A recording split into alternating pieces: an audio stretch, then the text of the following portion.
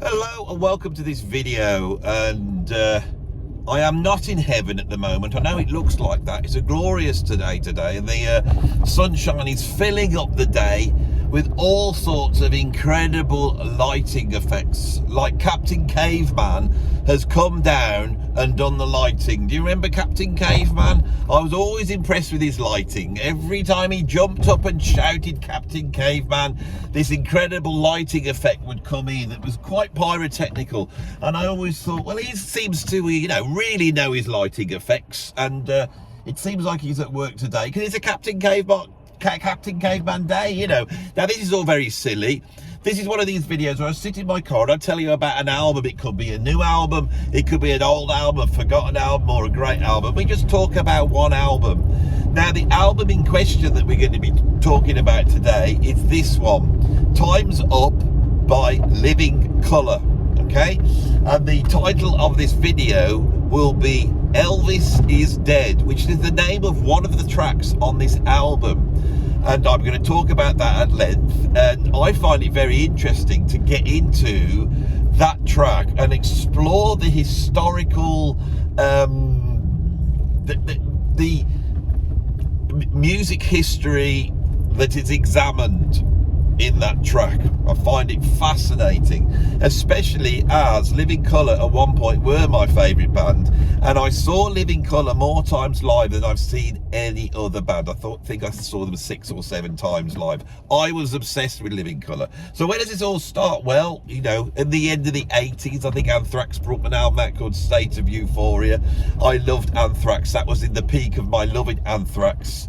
It could have well been the follow-up to Among the Living, which had just blown me away. Then they did that, they did Persistence of Time. All incredible. I've lost these albums now and it really annoys me. I've been trying to find them, especially Persistence of Time. I really like that, and I want to go back and visit it. Anyway, at some point on the State of Euphoria tour, they came to Birmingham to the NEC, and I went up to watch that gig. And they were amazing. They came swinging out on Tarzan ropes, and they had this great big sort of spirally thing going on in the background, and they played all the stuff. They did an amazing gig, but that wasn't what blew us away. No, because supporting them was this band from America called Living Colour. They came out and the audience was at once blown away and dumbfounded. Yeah, it was a novelty to see, an all-black band, but it wasn't that I remember was dumbfounding to the audience. It was the style shifts. And I remember when they dropped into What's Your Favourite Colour, Baby, which is like a James Brown thing, the audience had been jumping up and down and headbanging, just stood there not knowing what to do. Now, of course, a couple of years later, we would have the Red Hot Chili Peppers and funk metal and all this type of thing. But back then, the rock audience was like, what do we do with this? Living Colour were a heavy metal band, a heavy rock band. But stylistically, they were way beyond that. Now, me back then, knowing very little about music as I did, they just seemed like a heavy rock band. They were like a metal band. But when I bought the first album and checked them out, I saw the name Vernon Reid, and I thought, I know that name, and I realised that I'd got him playing guitar on the Ronald Shannon Jackson album, Decode Yourself, and I started to realise that there was this sort of post-Ornette Coleman New York free jazz thing that was impinging itself. I realised that the Black Flag bass player was also a part of that Ronald Shannon Jackson scene. Was it Melvin Gibbs? I can't quite remember. So this really piqued my interest. I started to notice that although Vernon Reid was playing with that sort of distorted approach that we associate with Steve Vai and Eddie Van Halen, there was a fierceness that was coming from free improvisation there. And then I started to realise that the whole band was a band of virtuoso, and it was a classic band topped with Corey Glover that was one of the greatest rock singers of all time. The first album was great, a little bit patchy, but its good moments were great. We then waited for the next album, and this really was their Sgt. Pepper. They came out, they were at their peak here. A couple of the tracks on here were hit records. I think Love Rears Its Ugly Head, remixed into sort of a PM Dawn pop format, did really well. And this album, when it came out, was a big deal. Now, I remember going to see them on this tour in Wolverhampton, and I went across to the WH Smiths, and I can remember being in WH Smiths, looking through the guitar magazines, you know, and Steve Vai, I think, was on the cover of one of them. And as I went to grab it, another hand went to grab it, and I looked around, and it was Vernon Reid. He'd come down to have a look at the guitar mags as well. And I can remember looking at him and thinking, oh my God, that's Vernon Reid. That can't be Vernon Reid. Well, they are playing here, but it can't be Vernon Reid. And I saw he'd got that sort of little thing on. He's got like a little lump on his nose, like a Lemmy lump. You know, Lemmy's got those there. He's got one right on his nose. Very slight, not ugly like Lemmy's, you know, it's perfect, nothing wrong with it. But he has got one there, and I saw the lump up close. I saw it in the flesh, in the literal flesh. And I went, that is Vernon Reid, because he's got the lump. I remember thinking that. This album came out, put it on. The opening track was just so unbelievable. A mixture of like thrash metal, funk metal, avant-garde jazz, weird world music. You know, this album was incredible. And on this one, which is their greatest album, without a doubt, they never put a foot wrong as far as I was concerned. It was epic. It sounded amazing. Then Muzz Skillings left. Now, Muzz Skillings was a great bass player, but he was a bass player. And he was replaced by Doug Wimbush, who had been playing bass in the band Tackhead, who I was also a fan of by this point, because Living Colour opened up the world to me of all these funk metal bands. I was a little bit on the old jazzy snob side. I'd got back into thrash metal, and you know, there was a whole, but I was listening to Bill Laswell, and I was questioning my love of all this GRP, you know, John Patitucci, Dave Grusin shite that I was listening to then. I realised I needed to go towards something a little bit more exciting, and so Living Colour played a huge part in my life, and they really could play. It was almost like my Mahavishnu Orchestra. I could go and see these guys play, and live it was all over the place. Doug Wimbish came in. Now, Doug Wimbish is an incredible bass player. What he was doing in Tackhead was futuristic. Who was the drummer in Tackhead? Keith LeBlanc. He died recently. What a drummer, and the way he was integrating live drums with electronics. And Doug Wimbish was just occupying this space, you know. Now, when I went to see them live with Doug Wimbush, suddenly it was like having two guitar players going on all the time, and they were all over. It was incredible. And the follow-up album, Stained, was an incredible album. It's better than the first album. Its production is incredible. The sound on it is incredible. But it wasn't quite up to this one. And it's no criticism of Doug Wimbush, but it was just a different sound and a different dynamic. I felt that the original Living Colour with Muzz Skillings was a band, but obviously did he get the gig with Michael Jackson, some huge gig, and he went off and did that. Anyway, after that, I lost touch. I picked up an album by them in mid-2000s. It could have been called Kaleidoscope, and I may still have it, and I thought it was good. But by then, you know, you've moved on. Now, this album is fantastic. This is the one I'm recommending. If you're a jazz fusion fan, if you're a rock fan, metal fan, or even a prog fan, this has all of those qualities. Now, let's look at the track Elvis is Dead now. I'm going to pull it out. This is this original CD, so we get the little picture of them. All colourful in living colour. You get it? You see like that? They got, oh my God, I've got to try and read these lyrics. Now, what's interesting about this track, and what piqued my interest, just putting the album on again, is I'm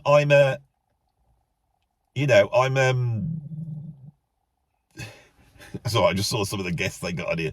I put this on now, 30 odd years later, putting it on, and it's still hitting me hard. I'm my head standing on it. All these tracks that are on here, absolutely incredible. And then we get to Elvis is Dead, and it starts up, and I'm like, hang on, this isn't heavy metal. It sounds heavy metal, but Vernon Reid's not doing this. This is James Brown. This is funk, but it's amped up funk. But he's not playing a riff. He's doing that sort of dominant 9, you know, added whatever it would be. What would it be? 6, wouldn't it? Yeah, 13. Added 13 thing that the funk guitarists would do, you know, like Jimmy Nolan type of thing, but really amped up. The drums are straight down the line. The bass is working with this. It's funk, okay, and it's funk, but the singer's singing in a key. Corey Glover is singing in this key that doesn't quite match up, as though it's polytonal funk. It's really weird. And then, halfway through, Maceo Parker appears. You know, the guy that played the alto sax in James Brown's band. This is historic. This is an incredible thing going on here. He appears as though the history that they're alluding to in this song suddenly is made real. And Maceo Parker's there. And he starts playing, and he's doing sort of cool pentatonic stuff. But yet again, it's shifted into this sort of polytonality. Incredibly interesting. Halfway through, Little Richard appears on a tune called Elvis is Dead. And Little Richard isn't singing, he's rapping. And his rapping sounds completely authentic. At this time, of course, Little Richard was young enough to still be a vital artist and to be able to appear. I mean, he's dead now, he's gone. These legends have now gone. But at this point in time, you've got this black metal band that is wearing its values on its sleeve. Vernon Reid was part of a thing called the Black Rock Coalition, which really was championing black music, you know, the excellence in black arts, all this type of stuff. And he was really making the point that rock and roll originally was, you know, it was black music, come from black musicians. Now, as a kid, when I listened to this album, I accepted that wholeheartedly, and I listened to this as though these gentlemen from America who had much greater knowledge than I do were educating me. I'd already hit a Public Enemy, and I felt like I was being educated by these men. Now, at my age, they sound like, you know, they're just out of adolescence. I mean, how old? I mean, it's like, how old would they have been? I imagine Vernon Reid's probably born around the 55 mark, maybe a little bit earlier. So he would have been older than the rest, I imagine. So at this point, he would have been in his mid-30s. So I'm being a bit, you know, I shouldn't really say that, but I am now nearly 60. So somebody in their mid-30s still seems like, oh well, you know, how much have you lived? You have this sort of old man view of it, you know, listening to it now. So I thought I'd analyse the lyrics on this because it's interesting. It's interesting what he's saying and what they are trying to get across here. Because for me, it doesn't quite add up anymore, as you probably would have thought. But there's something about it that's incredibly powerful. This is the nature of art. And I want to try and get into this because I think it's at the core of this album and why this album is so great, but why it seems a little bit naive nowadays, you know. Anyway, so this tune, Elvis is Dead, was written by Vernon Reid. So he's written these lyrics. What a surprise. And it opens up first verse. Tabloids scream, Elvis seen at a shopping mall.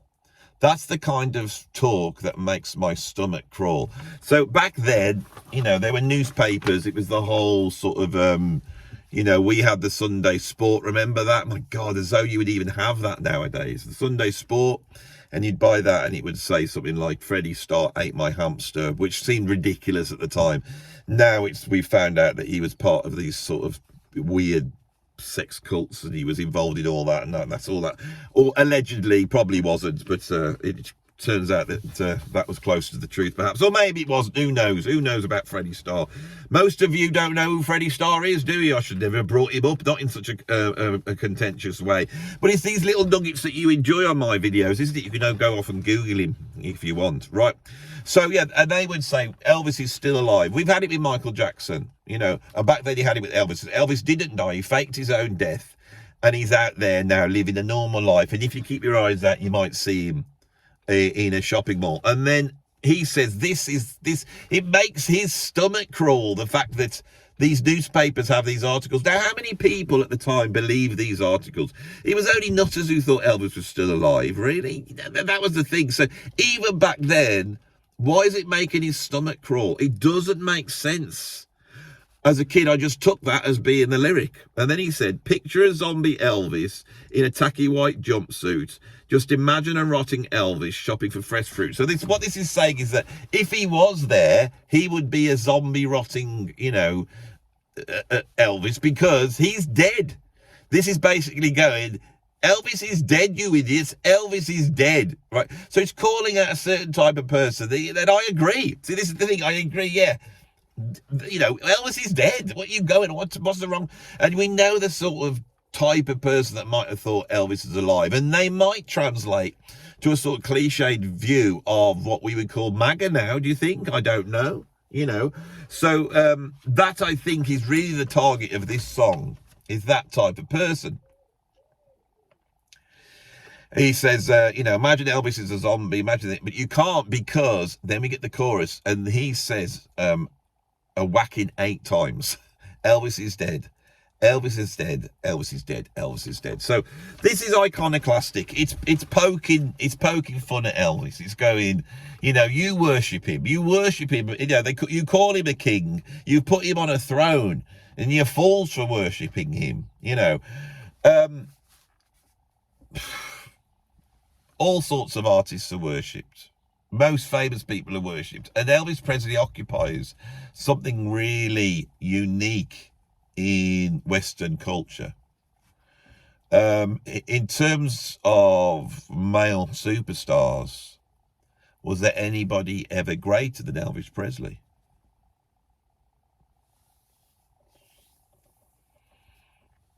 He is the equivalent of Marilyn Monroe in terms of iconic 20th century stars.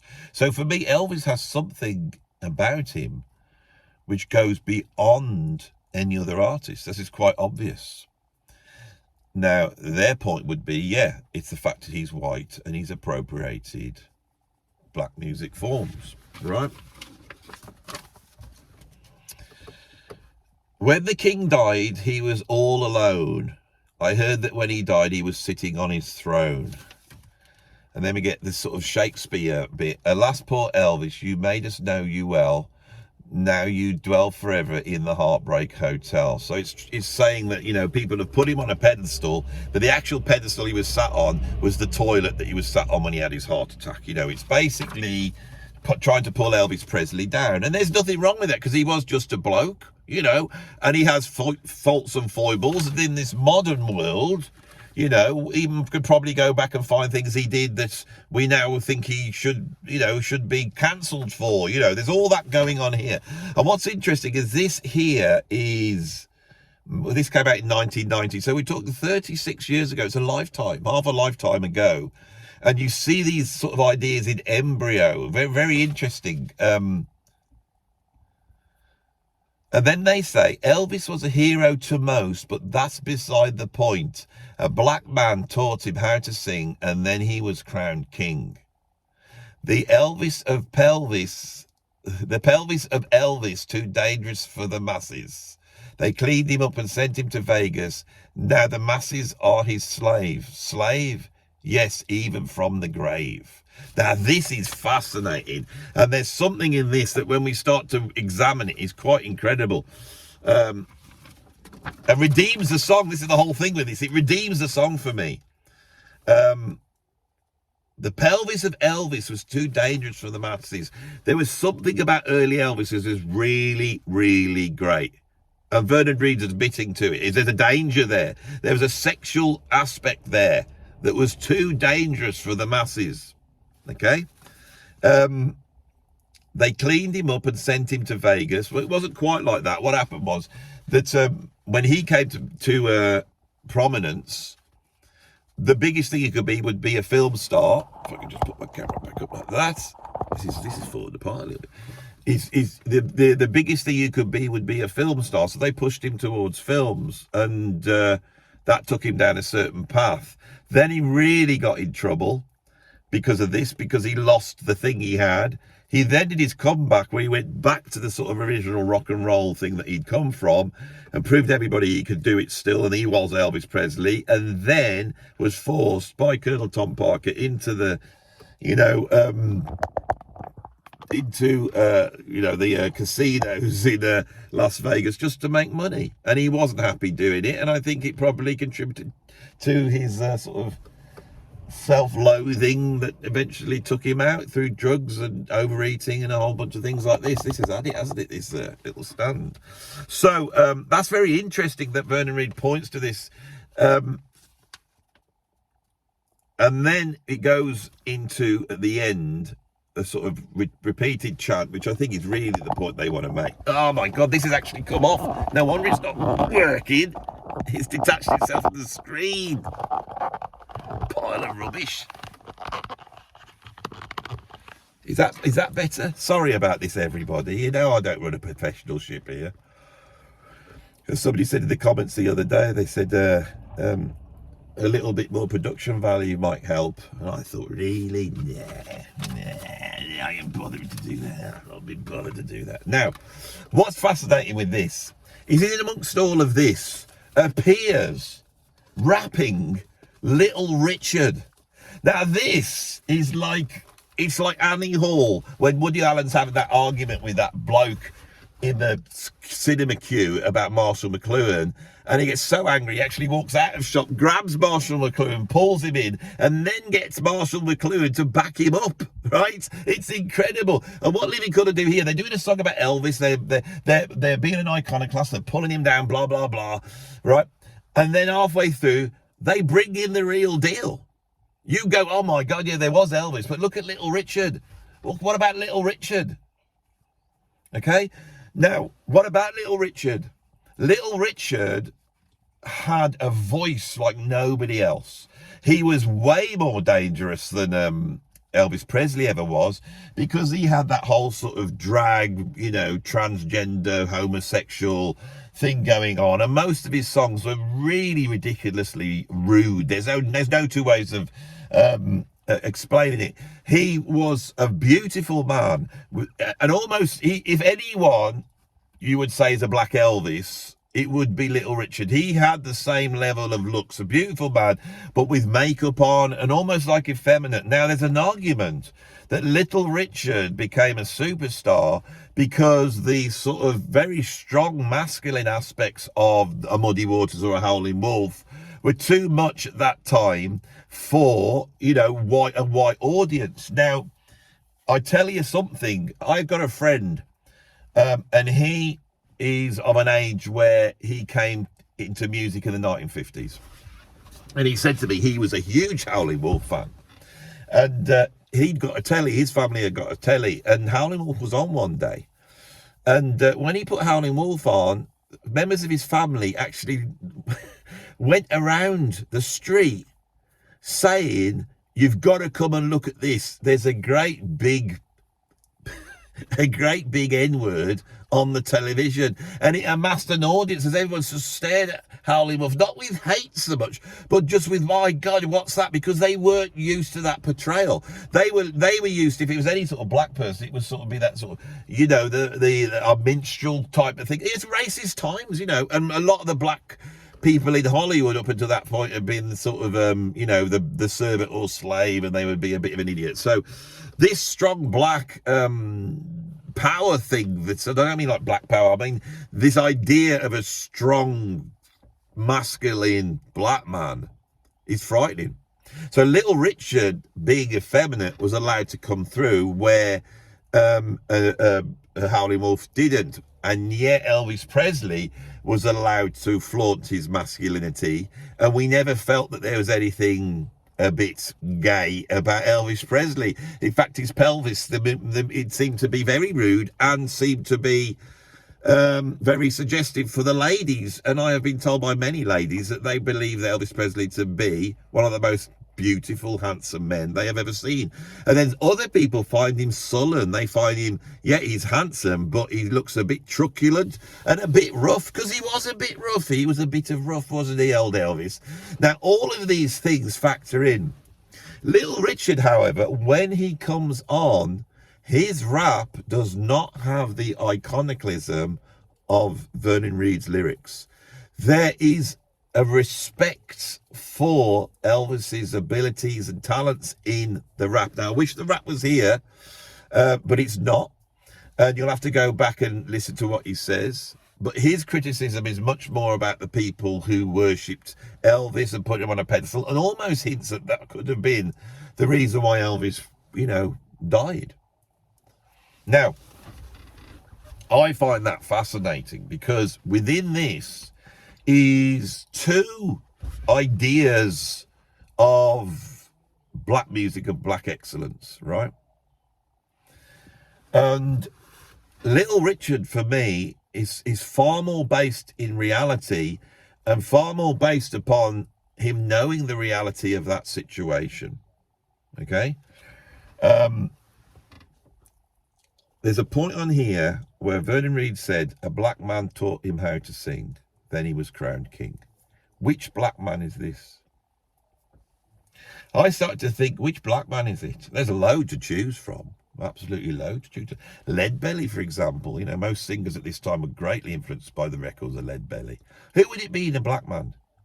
But of course, he was covering tunes by Carl Perkins, you know, and you had songs by Hank Williams, and Elvis Presley was important because he was dirt poor, had grown up in next to the black community, and was symbiotic with them.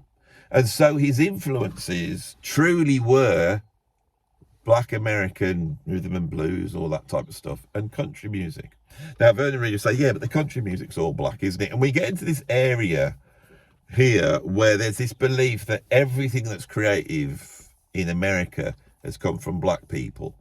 That's not me saying it. That's me looking up the definition of FBA.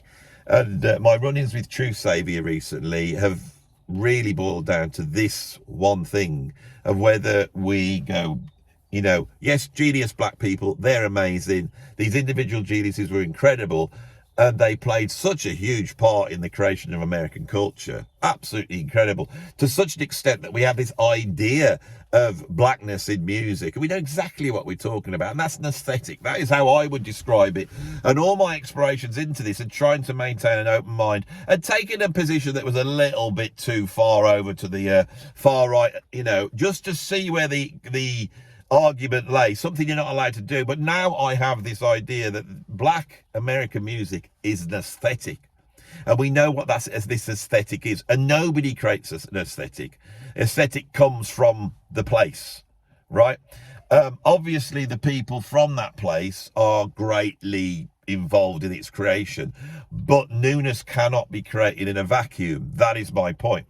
Whereas the FBA lot, of which this song really is like emblematic of that idea, their point is that all creativity goes back to black people. Now, I have some sympathy for this argument, because I actually do think that human beings were on the earth being pretty uncreative for centuries until something happened in Africa. And in Africa, it created like this creative gene, this creative impetus, and these people spread out, and through that these ideas. And my interest in the esoteric that I've had all my life, when I bring it back, it does seem to point to something which is embodied in the aesthetic of blackness. It's also embodied in gypsy music, for example, and it's embodied in Indian classical music. It's embodied in the esoteric folk music of my country. There's something in there. It's the outsiderness. It's the individual who stands up against the mainstream. It's something that I believe in, and it's something that I believe that Vernon Reid has, and why this is such an incredible, compelling album. And I find that very exciting. But that thing is related to what, if you want to call it, black people or the African diaspora, which is how the FBA lot would describe it as. I believe, as I've been exploring this, because the problem I have is, as soon as I want to do a serious critique of music and stop just talking about top tens and how much I hate, you know, Van Morrison, and do something and really start to explore it, the racial elements in America create jazz. It creates blues. The racial elements in the first era of modernism in the 1920s creates the Harlem Renaissance, and rock and roll itself, and then the civil rights movement. All of that, everything is I hate to use it, but it is coloured by these ideas, and you cannot examine why I think this album is so bloody amazing, and why I'm so glad that I got into this back in 1990. I don't know what I'm showing you there. I put it in the wrong way around. It's one of them foldy ones, you know. It's all folded in a complex way. It's what origami, this one. Try and get it back to the cover. This sort of cut and paste bloody scrapbook look that you would have at that time. Wasn't that awful? What an awful cover that is.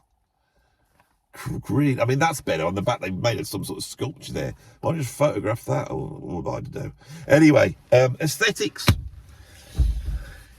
The truth is that art seems to embody always two opposing ideas, always, and they sit there in tension, and that's what makes it exciting. And so me listening to sort of the GRP super smooth jazz has taken jazz, but it's gone so far over to the controlled and smooth, and we're not going to rock the boat, and it's accessible, and it's not going to challenge you. It's like deliberately being, it's like musical woke. It doesn't want to rock your boat. It doesn't want to offend you or say anything you don't like. It's just going to deliver, and that's no good. I want to be offended. How many of you want to be offended? How many of you want to hear something that you don't agree with and then you do agree with? How many? Isn't this what bloody music's supposed to do? And when I go back to this album, back then, when these ideas hadn't become dogmatic, I find it really exciting that these guys are coming along and going, look at the heavy metal scene, it's so bloody white, isn't it? Yeah, should we get them involved? Come on then, let's show them how to do it. The thing I rejoiced at Living Colour was there was all these metal bands, and they come along, and they just blew them away. I've always said I think the greatest heavy metal band of all time was Living Colour. Contentious, Andy's being contentious. I don't like it. Don't let him say these things. No, it's wonderful. So, yeah, championing black music, exploring the black roots of rock and roll. Elvis Presley, you know, he stole it from a black man. Well, did he? And who did that black man steal it from? Well, he didn't steal it, did he? He was influenced. He was influenced, was he? Yeah, he was influenced. Only white people steal stuff. I think all artists steal stuff. That's the interesting bit. Now, I am deliberately on this, not coming down on any side. I know what some of you like, and you'll be all switching off and saying, Andy's a racist for even considering this. No, I'm just exploring it. I'm having fun with it. I love Vernon Reid. I love the message on this album. There's so much stuff on here that it goes beyond just going, yeah, this is a good hard rocking album. They're not singing about girls, you know, they're not singing about stupid dystopian science fiction language, you know, and all that type of stuff. They're singing about interesting stuff, and it's compelling and it's interesting. It's full of a youthful exuberance. It's just a great album. This is one of my favorite albums. It really is. I love this album. I wanted to champion it. And coming back to it at my age, you know, these ideas I'm completely willing to sit down and get into. And I've got to be honest, when Little Richard appeared on that tune, my hair stood up on end. Incredible. They got Mick Jagger on bloody backing vocals on that track. And then Maceo Parker steps forward. The track's called Elvis is Dead. They've all conglomerated around this thing back in 1990. Right, in 1990, it was precisely 35 years since Elvis had had his first single, roughly. Yeah, it was. I think it was 54, so 36 years. Is that right? Back in 1999, take 5 is, so 50, 60, 70, 80. Oh, I think it is anyway. You'll put it in the comments. And it's 35 years, 36 years since this album came out. So we're looking at the halfway mark between those two things. We've seen Elvis emerge, Elvis becoming the biggest star of the 20th century. We've seen his star wane, but then he dies. And when artists die, same thing that happened to bloody everybody. Once they die, they either become... and there's an interesting thing as well. Some artists get, like, held up, don't they? Put on a pedestal. Others don't. You know, Lennon's been put onto a pedestal, hasn't he? But when Michael Jackson died, he hasn't so much. He's been maligned, hasn't he?